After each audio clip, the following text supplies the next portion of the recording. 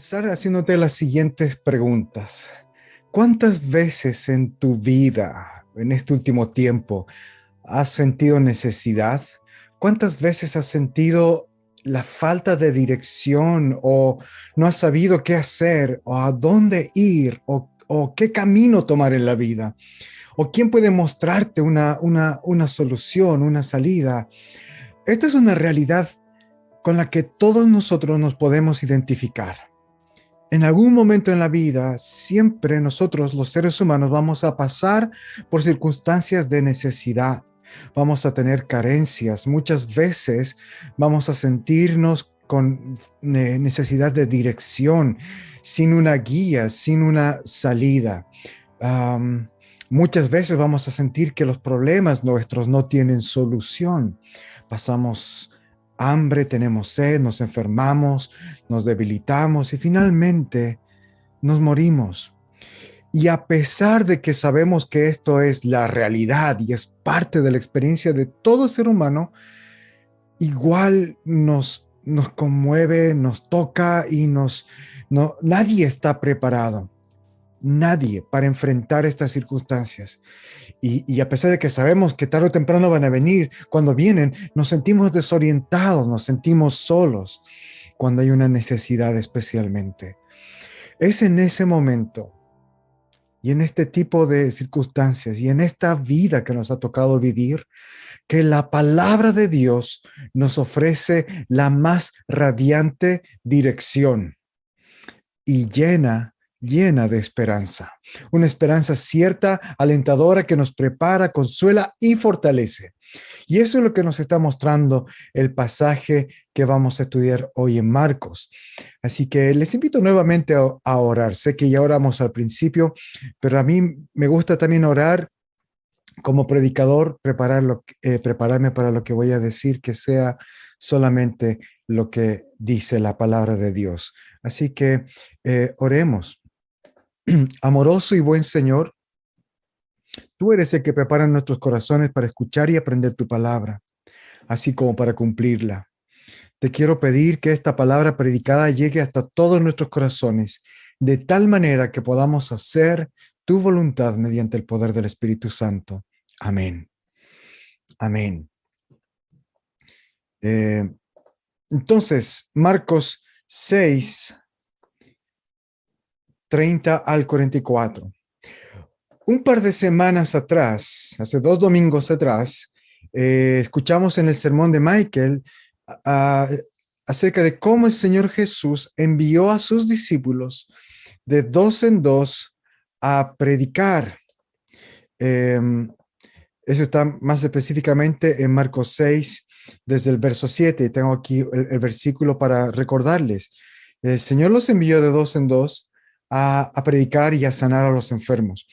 El pasaje que tenemos hoy continúa ese relato. Vemos en el texto de hoy que los discípulos regresaron a Jesús luego de ese ministerio de dos en dos y por el reporte que ellos dan, fue un tiempo muy bendecido, fructífero. Ellos están entusiasmados de haber regresado y están felices por todo lo que había sucedido en la predicación y en el ministerio, sanando y exorcizando a los que tenían la necesidad. Entonces, en el verso 30 los vemos ahí de regreso, en este verso que aparece en la pantalla. Los vemos de regreso, rindiendo cuentas a aquel que los había enviado y comisionado para ser sus heraldos. Y luego en el verso 31 vemos que Jesús no es un líder demandante o explotador, sino que Él es empático con el cansancio de sus discípulos. Ellos habían trabajado arduamente. Recordemos que Jesús los envió sin comida, sin ropa extra, sin dinero extra. Entonces, ellos tuvieron que ejercitar su fe. Y cuando ellos regresan, Jesús acepta este reporte. Los discípulos hicieron un buen trabajo y ahora pueden descansar.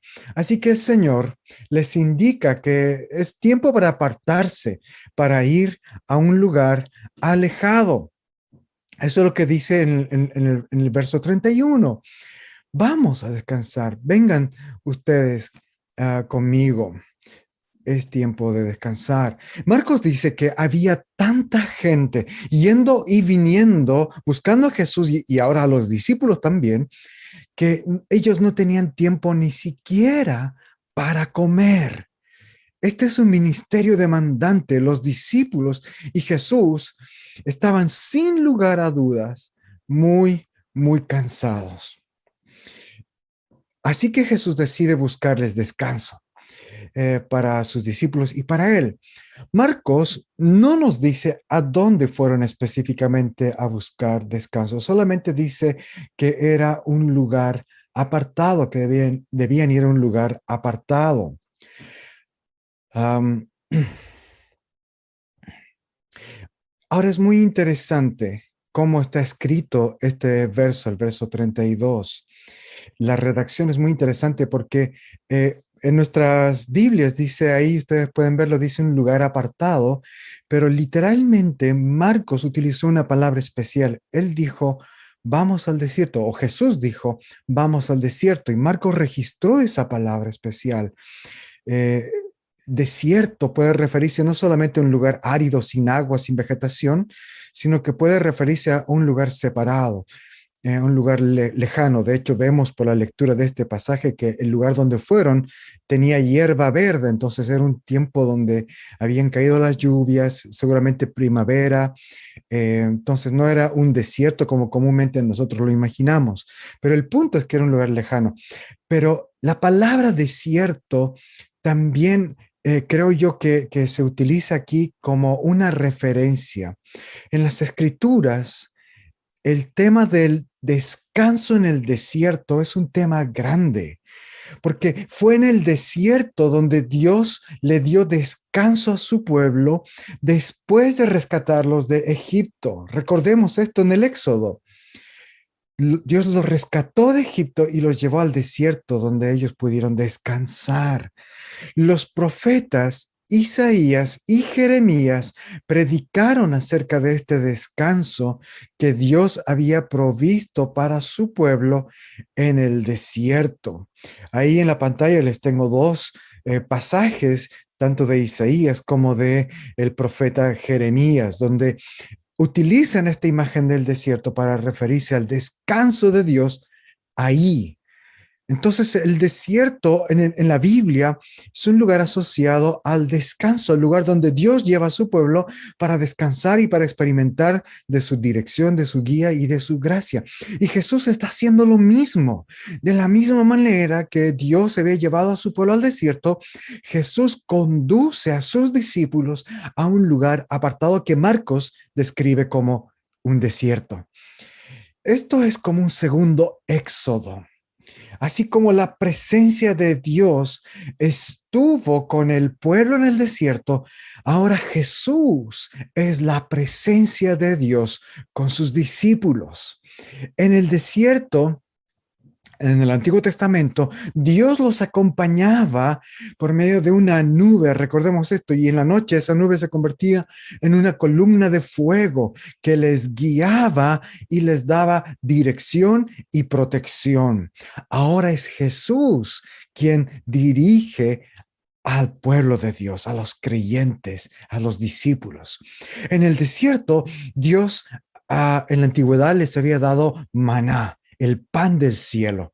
Y ahora vamos a ver que Jesús es la provisión de Dios para esta gran multitud que también está con él en el desierto.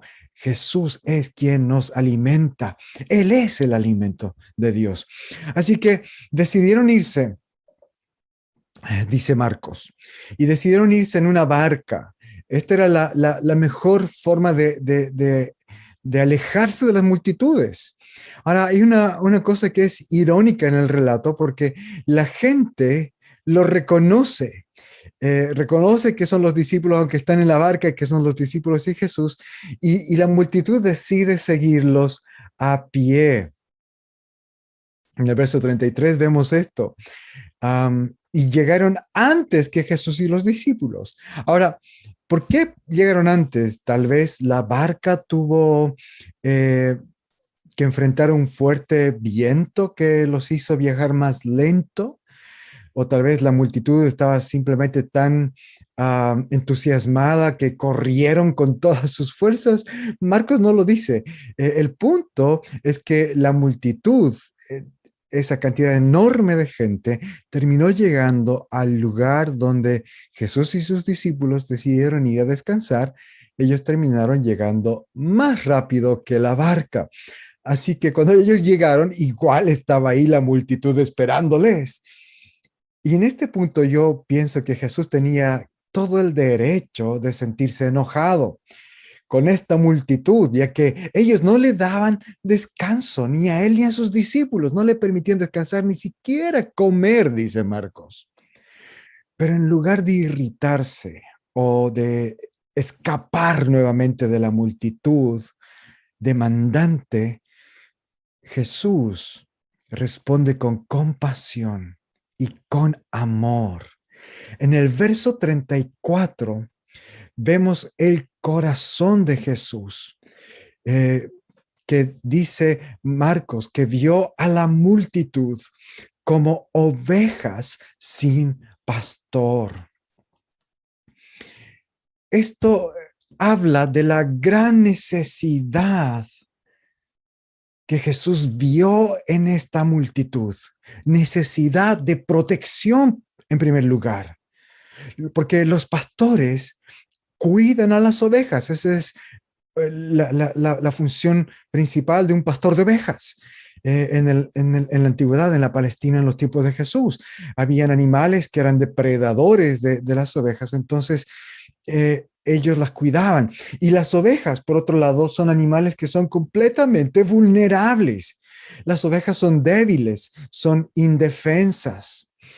Este es el verdadero cuadro de un discípulo. Un cristiano es descrito como una oveja en el Nuevo Testamento, no porque sea simpático, bonito o como un animalito adorable, no, sino porque las ovejas son animales débiles que necesitan protección. Un cristiano no es creyente porque es más santo o más bueno que los que no son cristianos. Un cristiano es creyente porque sabe que en el fondo está completamente necesitado de la protección y la ayuda de Jesús. Esa es la diferencia. La imagen de oveja sin pastor nos está enseñando esto. Por otro lado, también esta frase de ovejas sin pastor habla de la gran necesidad de liderazgo. Los pastores no solamente protegían a las ovejas, también las guiaban. En un ambiente que es hostil y en general árido, los pastores conducían a estas ovejas a los lugares donde hay aguas frescas y pasto para alimentarse. Sin la dirección de un pastor, las ovejas, que son animales también torpes y tontos, pasaban hambre y sufrían y podían perfectamente morirse de hambre si es que no las atrapaba antes un lobo. Entonces, estas ovejas tienen esa característica, que son tontas. Y para colmo, muchas de estas ovejas se escapaban de aquel que las quiere proteger, de aquel que las quiere alimentar, y se metían en lugares donde no deberían meterse. Por eso es que tenemos en la Biblia estas parábolas del buen pastor que va a buscar a la oveja que se arrancó, porque eso es lo que hacen estos animales, se arrancan. Y eso también nos enseña de nuestra naturaleza humana. No solamente somos débiles, sino que también somos rebeldes. Nos escapamos, no nos dejamos ser pastoreados. Pero el buen pastor es capaz de traernos de vuelta al redil, a su redil. Entonces Jesús ve a esta multitud de gente y tiene compasión de ella, porque esta multitud aquí nos representa a todos nosotros. Necesitamos guía, necesitamos dirección, necesitamos protección. Somos débiles, somos rebeldes, no tenemos la visión clara y completa de qué hacer en esta vida. Necesitamos dirección. Y esta multitud estaba persiguiendo a Jesús por sus muchas necesidades. Eran débiles, estaban enfermos, necesitaban atención, necesitaban sanidad y protección y también necesitaban dirección. Estaban viviendo tiempos muy turbulentos, social y económica y políticamente hablando, eran tiempos difíciles. Ese pueblo necesitaba dirección. Ya la semana pasada escuchamos en el sermón de qué clase de hombre los gobernaba. Herodes. Era un desastre. No tenían un liderazgo correcto, apropiado. Mientras este rey, entre comillas, que no era rey, Herodes se dedica a festejar su cumpleaños en banquetes, en desenfreno, el pueblo no tiene que comer. Hay un contraste enorme entre la opulencia y el desenfreno que vemos en el pasaje anterior a este, con Herodes en un banquete, y aquí esta gran multitud que se alimenta con panecillos y peces. Entonces, tremenda necesidad estaba viviendo este pueblo. Y nosotros también nos podemos identificar con esto, ¿no es cierto? Y Marcos, ah, nuevamente hace referencia, aquí hace un eco al Antiguo Testamento, cuando dice que Jesús vio a las ovejas como, perdón, a la multitud como ovejas sin pastor. Porque en el Antiguo Testamento, cuando Moisés vio que estaba a punto de morir, él clamó a Dios y le pidió a Dios que Dios levante un nuevo líder para guiar a su pueblo. Y esta es la oración de Moisés, lo voy a poner en la pantalla. Mira lo que dijo Moisés, que no sea tu pueblo, tu congregación, Señor, como un rebaño de ovejas sin pastor, que no le falte el líder. Yo voy a morir, decía Moisés. ¿Quién va a liderar este pueblo? Este pueblo torpe, tonto, que continuamente caía, se rebelaba como ovejas. ¿Quién los va a guiar? Que no sea tu pueblo como ovejas sin pastor. Moisés los había defendido, los había guiado por más de 40 años. Por medio de Moisés, Dios los había alimentado y protegido. Y Marcos está usando esta misma expresión, solo que ahora en el corazón de Jesús, quien ve al pueblo, a su pueblo, como ovejas sin pastor. Así que Jesús asume esa posición. Jesús es la respuesta final y definitiva a la oración de Moisés. Él es el nuevo y mejor Moisés, el pastor que cuida a su pueblo en el desierto, el pastor que los lidera y los guía. Nosotros somos como la multitud, un pueblo en necesidad de liderazgo y protección, un pueblo que sufre y desprotegido. Lo que llama la atención es la solución que Jesús provee. Lo primero que él hace con este rebaño es enseñarles. En el verso 34 dice que él comenzó a enseñarles muchas cosas. Él comienza primero a alimentar sus almas, dándoles el verdadero maná del cielo, el pan espiritual, la palabra de Dios. Eso es lo que hace un líder de Dios, el Hijo de Dios. Nos alimenta en nuestras almas, en nuestros corazones, nos llena de la palabra de su Padre. Pero con el paso del tiempo, mientras avanzaba el día, surgió una necesidad exterior, una necesidad externa, una necesidad muy humana, la necesidad de comer. Eso es lo que vamos a ver ahora en la siguiente sección, en los versos 35 al 41. La multitud tiene hambre. El tiempo avanzó y un potencial desastre se hace evidente. Los discípulos ya estaban cansados. Ellos se habían apartado con Jesús a ese lugar para descansar, pero no pudieron descansar y tampoco comer. Y ahora se le debe sumar a esto la preocupación por la multitud. El día, dice Marcos, ya estaba muy avanzado. Y como estaban en un lugar alejado, no había muchas posibilidades de conseguir comida. Y esto es un potencial desastre. Gente sin comer es rápidamente gente molesta. Así que los discípulos ven esto y les sugieren a Jesús que despida a la multitud para que pudieran ir a comprar comida en los pueblos vecinos.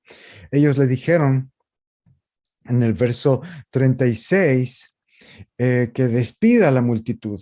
Esta era la solución más simple para el problema que se estaba presentando. Y para satisfacer el hambre de la gente, ¿no es cierto? Que ellos vayan y compren su propia comida. Eso era lo más fácil de hacer, pero Jesús no estuvo de acuerdo con esta idea. La comida no debía provenir de las aldeas o los pueblos vecinos. Jesús dice que los discípulos debían encargarse de los alimentos, que los discípulos les den de comer. Nota en este verso cómo Jesús usó el pronombre personal enfático ustedes. Denles ustedes de comer. Los discípulos están locos, están sorprendidos, pasmados y quizás hasta indignados. Lo que Jesús les estaba ordenando era prácticamente imposible. Ellos no pudieron pensar en otra cosa más que la imposible cantidad de dinero que se necesitaría para alimentar a tanta gente. En el verso 37 ellos responden. Ellos le dijeron literalmente a Jesús, esto costaría 200 denarios. Eso es lo que dijeron literalmente. Un denario era el salario de un jornal diario. Por eso esta traducción lo pone muy bien. 200 denarios equivale a 200 días de trabajo, lo que son 8 meses de trabajo. Y ni siquiera con esa cantidad alcanzaría para alimentar bien a todos. Imagínate, ponte en la situación de los discípulos. No tenemos esa cantidad de dinero y aún con esa cantidad de dinero no alcanzaría. Y yo no puedo evitar pensar, es increíble cuando Dios te pide hacer algo que es prácticamente imposible. Pero eso es lo que Jesús está haciendo aquí. Ustedes denles de comer. Eso es imposible. Pero hermanos, los discípulos debían aprender lo mismo que ahora nosotros tenemos que aprender, que no hay nada imposible para Dios. Ese es el punto. Jesús no estaba pensando en comprar pan en las aldeas vecinas por 200 denarios o por lo que costara alimentar a tanta gente. Él tenía otro plan en mente. Él les preguntó a sus discípulos con qué comida contaban. Les ordenó buscar comida entre la misma multitud. Busquen, les dice Jesús. Y cuando ellos lo averiguaron, descubrieron que era muy escasa. Apenas entre toda esa gente encontraron 5 panes y 2 pescados. Y un detalle interesante, estos panes eran panes de cebada, dice en el relato paralelo el apóstol Juan. A diferencia de los panes modernos, de nuestros panes, de nuestra marraqueta, nuestra ayuya, estos panes de cebada eran pequeños y planos, chatos, más como una galleta a nuestros ojos. Pero al Señor le pareció bien y suficiente. Eso es lo que necesitamos, 5 panes y 2 pescados. Así que Él les ordenó acomodar a toda esa multitud en grupos de 100 y de 50. Eso es lo que dice Marcos en los versos 39 y 40, y los discípulos obedecieron. Qué fantástico. Jesús empieza a ejercitar la fe de sus discípulos. Racionalmente, para ellos todavía no hay forma que esta cantidad tan pequeña de comida, tan ínfima, sacie el hambre de tanta gente. pero ellos le obedecen. Quizás pensaron que Jesús estaba loco o que no sabían qué pensar, pero le obedecen. Están aprendiendo a confiar en el Maestro. Y esto es lo que debemos aprender también tú y yo, especialmente en estos tiempos, especialmente cuando los medios naturales que poseemos parecen escasos, limitados o a veces inexistentes, especialmente cuando nuestros problemas se ven gigantes y que las soluciones que tenemos son mínimas o las soluciones que nos encuentra o nos presenta la Biblia nos parece, pero ¿qué voy a hacer con la oración? La oración no cambia el gran problema que tengo. ¿O qué voy a hacer leyendo la Biblia? ¿Qué voy a hacer yendo a la iglesia? A veces las soluciones que encontramos en la palabra de Dios parecen muy pequeñas o insignificantes o que no hacen un cambio real frente a nuestros grandes problemas. A veces nuestras necesidades son grandes como una montaña y los medios que Dios nos ha provisto para enfrentar esos problemas parecen pequeños como una diminuta cucharita. ¿Cómo espera Dios que pueda yo remover esa montaña con una herramienta tan pequeñita? ¿Cómo espera Dios que la oración, la lectura de la Biblia, ir a la iglesia puedan ser soluciones reales a mis problemas, los problemas con mis hijos, los problemas con mi familia, con la enfermedad, mis problemas en el trabajo, mis problemas con las deudas, mi lucha con el pecado y la debilidad mía en mi interior? Los problemas que tengo son grandes. ¿Cómo espera Jesús alimentar a tanta gente con 5 panecillos y 2 pescaditos? Es absurdo, es imposible, pero eso es precisamente lo que Dios hizo. Dios había hecho llover pan del cielo en el desierto, en el Éxodo. Jesús oró y bendijo a Dios por la comida, tal como lo habría hecho cualquier judío creyente en su tiempo, como lo hacemos nosotros todos los días cuando agradecemos a Dios por los alimentos. No hay nada de extraordinario en la oración de Jesús, pero luego viene lo extraordinario. Él sencillamente comenzó a partir los panes y comenzó a dividir los pescados y a dárselo a sus discípulos para que ellos también lo distribuyan entre la gente. Y el milagro sucede ahí. Hay pan para todos. Hay pescado para todos y más y más y sigue fluyendo y la comida sigue fluyendo y ellos están pasando el pan, están pasando el pescado y la gente está comiendo y siguen pasando, sigue habiendo pan para todos. Y todos comieron hasta quedar satisfechos. Marcos concluye este relato diciendo que incluso sobró comida, sobró hasta llenar 12 cestas. 12 cestas. Los que comieron, dice Marcos, fueron 5,000 hombres. Esto quiere decir que si sumamos a esta suma la cantidad de mujeres y niños que también estuvieron allí, esta cantidad fácilmente puede duplicarse o hasta triplicarse. 10,000 hasta 15,000 personas. Realmente mucha gente comió ese día. Este fue un milagro sobrenatural, un milagro de creación. La gracia de Dios en Cristo fue suficiente para que toda esa gente pudiera ser alimentada y para que la fe de los discípulos pudiera ser ejercitada. ¿Te has dado cuenta cómo el Señor involucró a sus discípulos en este milagro? Muchas veces, querida iglesia, querido hermano, querida hermana que me estás escuchando o viendo en este momento, muchas veces Dios te va a pedir hacer cosas que para ti se ven como imposibles, imposibles a tus ojos. Pero a veces Dios te va a pedir eso precisamente para que tú puedas conocer su suficiencia, para que puedas ver su poder en tu vida, en esa circunstancia, en esa situación, para ejercitar tu fe. Queridos, no importa cuán solos, cuán desorientados podemos llegar a sentirnos. El buen pastor, nuestro Señor Jesucristo, siempre cuida de sus ovejas. A diferencia de nosotros que somos malos pastores,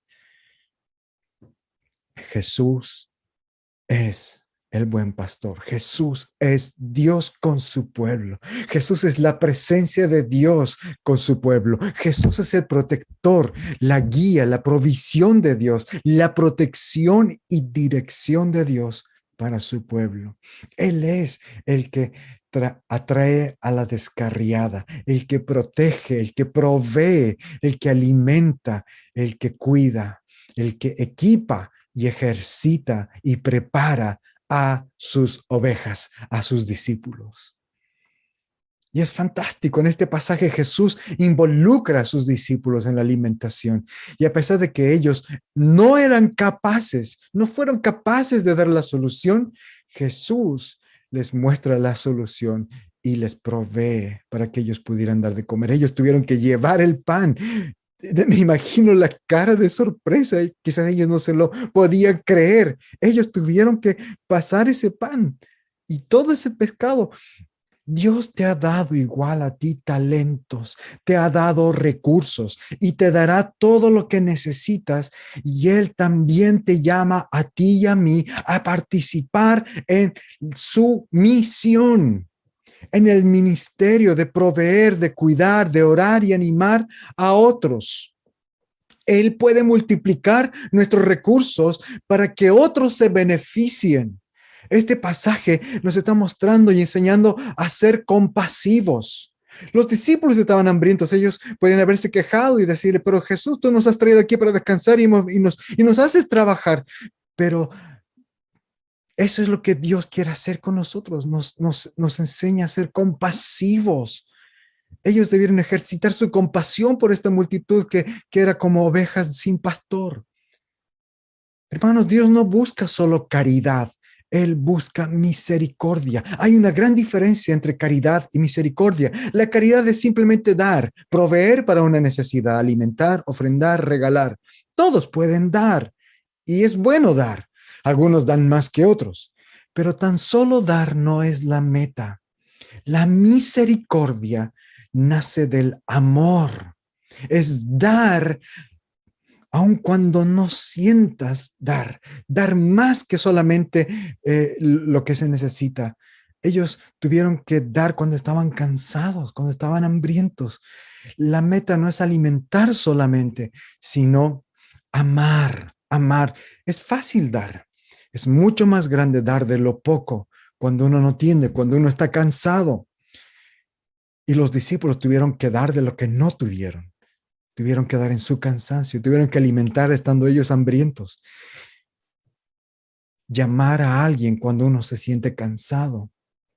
Orar por alguien cuando uno tiene muchas necesidades y necesidad de que estén orando por uno mismo. Mostrar interés por alguien. No solamente es caridad lo que Dios quiere. Él nos llama a ejercitar misericordia, amor. Este pasaje también nos está invitando a ver al Rey misericordioso, el Rey que provee, el Rey que alimenta. Él ha venido para guiar a su pueblo, para alimentarlo, para protegerlo, para cuidarlo. Jesús está enseñando y capacitando a sus discípulos a hacer exactamente lo mismo. Hubiera sido fácil y simple que Él hiciera todo esto solo. Él podía haberlo hecho esto solo, pero él involucró a sus discípulos en este milagro. Y te has dado cuenta, al final sobraron 12 canastas, 12 cestas, una para cada discípulo. Me imagino al final de todo esto, cada discípulo agarrando una cesta con su cara de sorprendido diciendo, wow, y al final sobró. Una lección poderosa para estos discípulos, una muestra tangible en cada uno, para cada uno de ellos, en la mano de cada uno de ellos, del resultado de confiar en Jesús, de obedecer a Jesús. Y también queda para nosotros esta misma prueba tangible de que podemos confiar en Jesús, que debemos obedecer a Jesús. La palabra nos llama a ejercer la misma misión, tener las mismas prioridades, confiar en el buen pastor que nos cuida y protege y nos lidera, para que nosotros también podamos participar en el cuidado, protección y la guía a otros con amor y con misericordia. Hermanos, confiemos en Jesús. Practiquemos el ministerio. No necesitas ser pastor para oficialmente pastor, tener un cuello como este para ministrar a otros. El Señor involucra a todos sus discípulos, a toda la iglesia. Te invito a orar. Oremos. Padre, hoy nos acercamos a ti como esa multitud, con todas nuestras necesidades y carencias. Y humildemente te pedimos que intervengas en nuestro favor. No te merecemos, no merecemos tu amor. Sin embargo, tu palabra nos asegura de tu misericordia y confiamos en tu gracia. Por eso te pedimos humildemente que proveas para nuestras necesidades. Que proveas, Señor, de tu cuidado a nuestras vidas, a nuestras familias. Nosotros somos como esa multitud. Tenemos necesidad, necesitamos protección, necesitamos guía. Pero también queremos acercarnos a ti como los discípulos. Reconocemos que no tenemos todas las respuestas y soluciones y confesamos nuestra incapacidad de proveerlas. Pero así como tu Hijo les llamó y les enseñó y los invitó a participar en el ministerio, queremos hacer lo mismo. Queremos responder de forma obediente y humilde. Te pedimos que hagas lo mismo con nosotros. Danos amor para la iglesia. Danos amor para nuestros hermanos. Provee de los medios y los tiempos y los momentos y oportunidades para que nosotros podamos practicar el servicio cristiano y el discipulado. Que el amor de nuestro Señor Jesucristo nos una a Él más y más. Que su poder nos fortalezca para servirle con alegría y que la bendición del omnipotente Dios, Padre, Hijo y Espíritu Santo, sea con nosotros y more con nosotros, ahora y siempre. Amén.